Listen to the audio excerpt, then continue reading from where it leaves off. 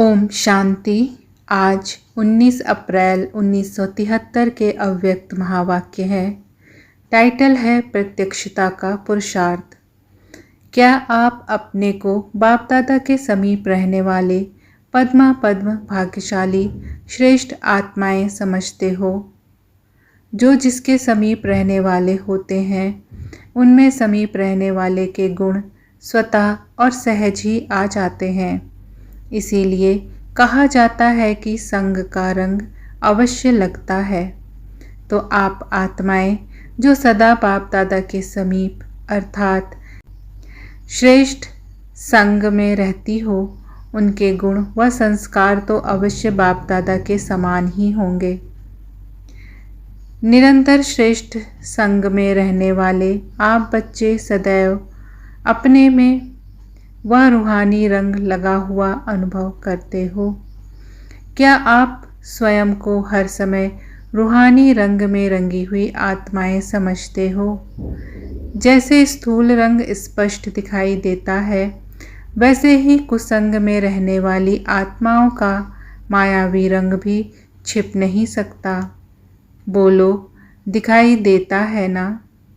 तो किसी ने उत्तर दिया, हाँ। तब तो श्रेष्ठ संग में रहने वालों का रूहानी रंग भी सभी को दिखाई देना चाहिए। कोई भी देखे तो उनको यह मालूम हो कि यह रूहानी रंग में रंगी हुई आत्माएं हैं। ऐसे सभी को मालूम होता है या अभी गुप्त हो? यह रूहानी रंग गुप्त ही रहना है क्या? प्रत्यक्ष कब होना है? क्या अंत में प्रत्यक्ष होंगे? वह डेट कौन सी होगी? अंत की डेट सभी की प्रत्यक्षता के आधार पर है। ड्रामा प्लान अनुसार आप श्रेष्ठ आत्माओं के साथ पश्चाताप का संबंध है। जब तक पश्चाताप नहीं किया है तब तक मुक्ति धाम जाने का वर्षा भी नहीं पा सकते। इसीलिए जो निमित्त बनी हुई आत्माएं हैं उनसे ही तो पूछेंगे ना, निमित्त कौन है? आप सभी हो ना। अभी अपने ही आगे अपनी संपूर्ण स्टेज प्रत्यक्ष नहीं है तो औरों के आगे कैसे प्रत्यक्ष होंगे? क्या आप अपनी संपूर्ण स्टेज आपको श्रेष्ठ दिखाई देती है? वास्तव में संपूर्ण स्टेज तो नॉलेज से सभी जानते हैं, लेकिन अपने आप को क्या समझते हो? समीप के हिसाब से उस समान बनेंगे ना, तो अपनी संपूर्ण स्टेज दिखाई देती है। मैं कौन हूँ यह पहेली हल हुई नहीं है क्या? कल्प पहले मैं क्या थी, वह अपनी संपूर्ण स्टेज भूल गए हैं क्या? औरों को तो 5000 वर्ष की बात पहले याद दिलाते हो। पहले पहले जब आते हैं तो पूछते हो ना कि पहले कभी मिले थे। जब औरों को कल्प पहले वाली बातें याद दिलाते हो तो याद दिलाने वालों को अपने आप की तो याद होगी ना। दर्पण स्पष्ट नहीं है। जब दर्पण स्पष्ट होता है और पावरफुल होता है तो जो चीज़ जैसी है वह वैसे दिखाई देती है। आप विशेष आत्माएं और सर्वश्रेष्ठ आत्माएं क्या अपनी श्रेष्ठ स्टेज को देख नहीं पाती? इतनी ही देरी है विनाश के आने में, जब तक आप निमित्त बनी हुई आत्माओं को अपने संपूर्ण स्टेज का स्पष्ट साक्षात्कार हो जाए। अच्छा बताओ, विनाश में कितना समय है? जल्दी होना है कि देरी है? आज सद्गुरुवार है ना, तो आज वतन में रूह रूहान चल रही थी। कौन सी रूह रूहान? वर्तमान स्टेज कहाँ तक नंबरवार पुरुषार्थियों की चल रही है? इसमें रिजल्ट क्या निकली होगी? पहले प्रश्न की रिजल्ट में मेजॉरिटी 50% से ज़्यादा नहीं निकले। वह पहला प्रश्न कौन सा? इस वर्ष का जो महत्व सुनाया था और डायरेक्शन दिया था कि यह वर्ष विशेष रूप में याद की यात्रा में रहना है व अव्यक्त स्थिति में स्थित रहते हुए वरदान प्राप्त करने हैं। तो डायरेक्शन प्रमाण जो वर्ष के आदि में अटेंशन और स्थिति रही वह अभी है।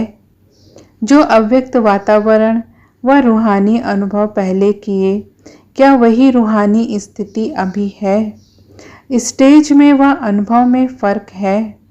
जैसे सभी सेवा केंद्रों का आकर्षणमय वातावरण जो आप सभी को भी आकर्षण करता रहा, वही क्या सर्विस करते हुए नहीं बन सकता है? इस प्रश्न के रिजल्ट में सुनाया कि 50% भी रिजल्ट नहीं था। दूसरे प्रश्न में रिजल्ट 60% ठीक थी। वह कौन सा प्रश्न? सर्विस की रिजल्ट व उमंग उत्साह में रिजल्ट बहुत अच्छी है, लेकिन बैलेंस कहाँ है?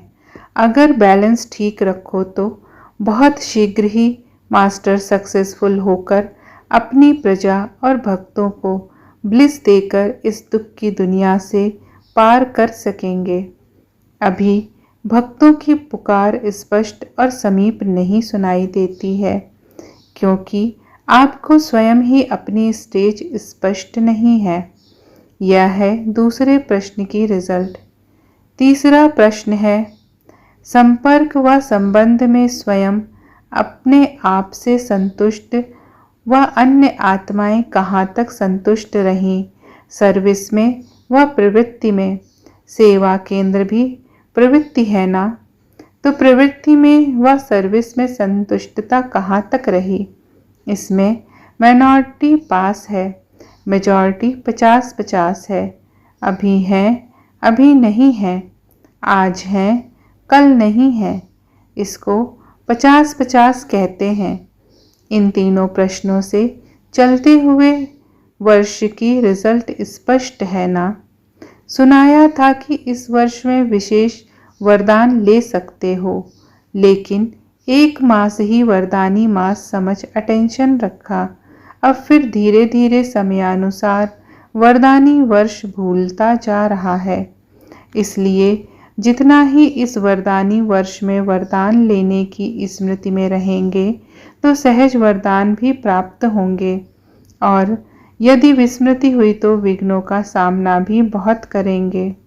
इसलिए चारों ओर सर्व ब्राह्मण परिवार की आत्माओं के आगे सर्व प्रकार के विघ्नों को मिटाने के लिए जैसे पहले मास में याद की व लगन की अग्नि को प्रज्वलित किया, वैसे ही अभी ऐसा ही अव्यक्त वातावरण बनाना।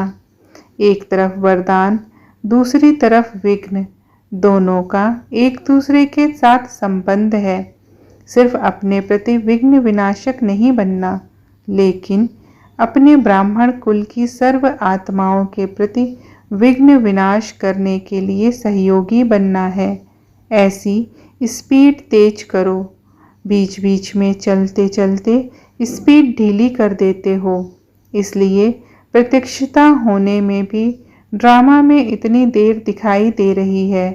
तभी तो स्वयं को प्रत्यक्ष कर सकेंगे, तभी तो स्वयं को भी प्रत्यक्ष कर सकेंगे।